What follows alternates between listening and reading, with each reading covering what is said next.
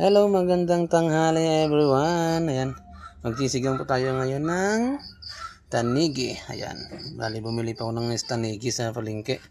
Ito yung ating mga gulay, rabanos at saka talong, kamatis, sibuyas at saka bawang. Ito yung sitaw natin at saka okra. At ito yung kangkong. Tara, lalagay na natin yung isda dahil kumukulo na yung tubig.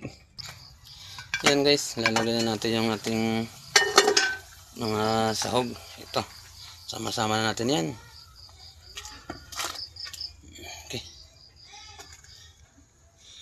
Okay, takpan natin ulit. Tayin natin maluto yung ating mga pangsahog. Saka natin nilalagay yung ating isda. Yan guys, takpan natin. Kulong-kulo na. Lalagay natin yung ating isda.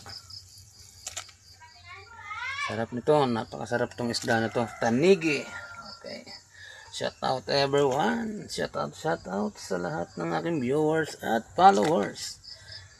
Good morning. Yan. Ito, tanigi po. Siyempre, nalagay na rin natin yung rabanos kasi matagal itong maluto. Okay. Takpan natin ng ilang minuto. Okay guys, buksan na natin. Ayan. Kulo na. Lalagay na natin yung ating sitaw at saka balagay. Balagay ang tawag nito sa amin. Okay. Mas maraming gulay, mas masarap ang iyong sinigang.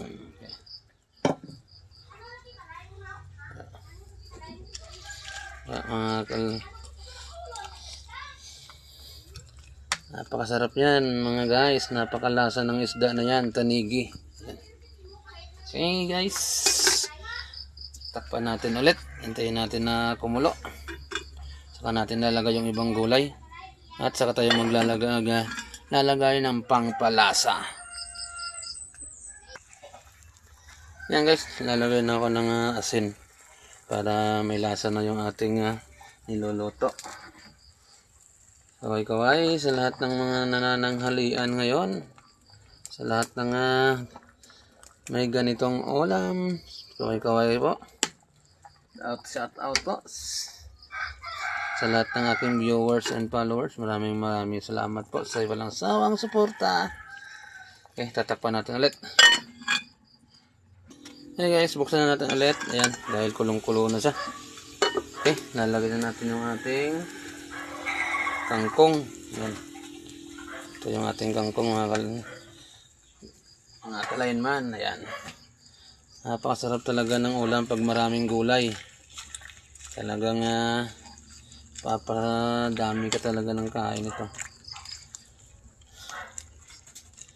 Sinigang na tanigi. Ayan. Napakasarap yan.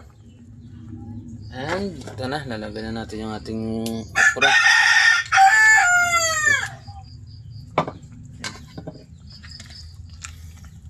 Iuhuli na natin yung talong kasi yung talong madaling maluto yan. Siyempre, lalagyan na tayo ng pampalasa.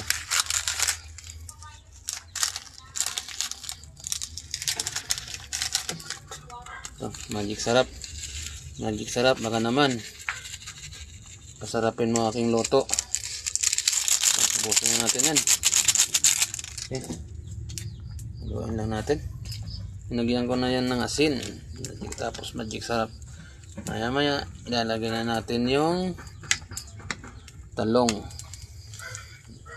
Pag medyo malambot na itong okra, lalagyan natin yung talong.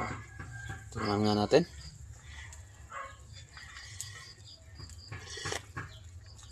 Aba. Yes. Sarap. Kampiyon. Namit ba? Yes, takpan natin ulit. Hintayin natin kumulo ng ilang segundo.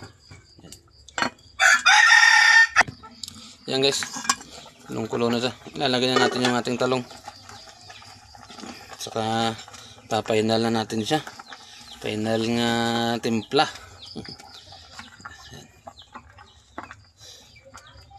Napakasarap, amoy pa lang, sarap na. Ito yung isda, napakasarap na niluto.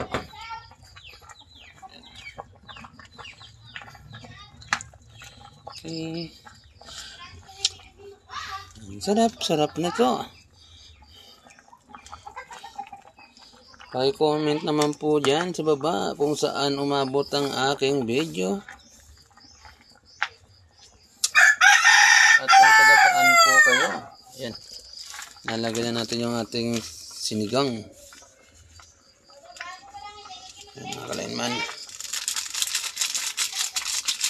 Sarap yan, masim.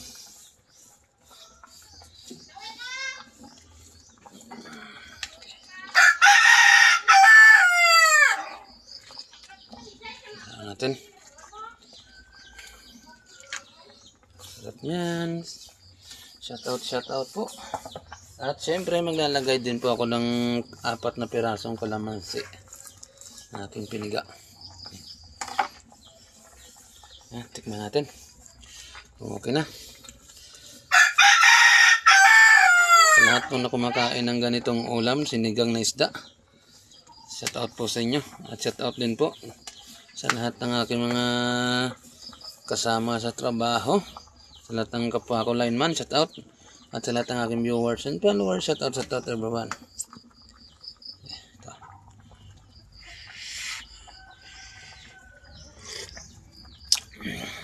Yes, swak na swak yung asim niya. Okay guys, thank you so much and maraming salamat and God bless everyone. Bye bye.